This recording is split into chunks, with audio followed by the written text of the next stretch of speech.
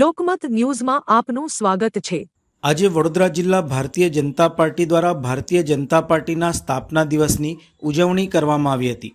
આજે તારીખ 6 એપ્રિલે ભારતીય જનતા પાર્ટીનો સ્થાપના દિવસ હોય તે નિમિત્તે સવારે યુવા મોરચા દ્વારા દરેક બૂથમાં કાર્યકર્તાઓને ત્યાં પાર્ટીના ધ્વજ ફરકાવવાના કાર્યક્રમનું આયોજન કરાયું હતું અને બપોરના 4 કલાકે જિલ્લા ભાજપા પ્રમુખ શ્રી ડૉક્ટર બીજે બ્રહ્મભટ્ટની અધ્યક્ષતામાં અને પ્રદેશ દ્વારા નિયુક્ત વક્તા શ્રી કુબેરસિંહ ડિંડોળ પૂર્વ મંત્રીશ્રીની વિશેષ ઉપસ્થિતિમાં વંદે કમલમ વડોદરા જિલ્લા કાર્યાલય ખાતે પાર્ટીના સ્થાપના દિવસની ઉજવણીનો કાર્યક્રમ રાખવામાં આવ્યો હતો।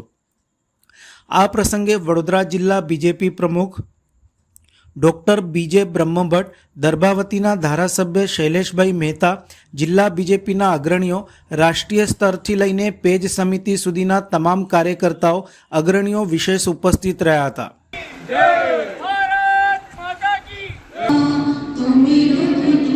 બરોડા ડેરી અને હાલ સૌને મારા નમસ્કાર। આજે અમારા બધા જ દેવતુલ્ય કાર્યકર્તા માટે સૌભાગ્યનો દિવસ છે। 6 એપ્રિલ અમારી ભારતીય જનતા પાર્ટીનો સ્થાપના દિવસ છે।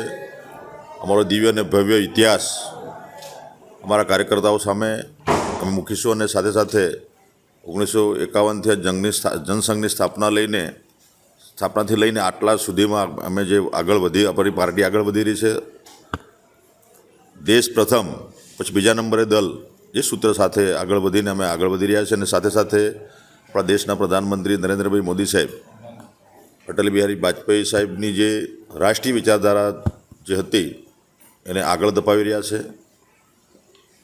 અમારા વડવાઓએ જે સિંચન કરીને આ પાર્ટીનું જે જતન કર્યું આજે એ વટવૃક્ષ બન્યું છે। આજે અમે સત્તામાં સમાજની સેવા માટે છે, રાષ્ટ્રની સેવા માટે છે।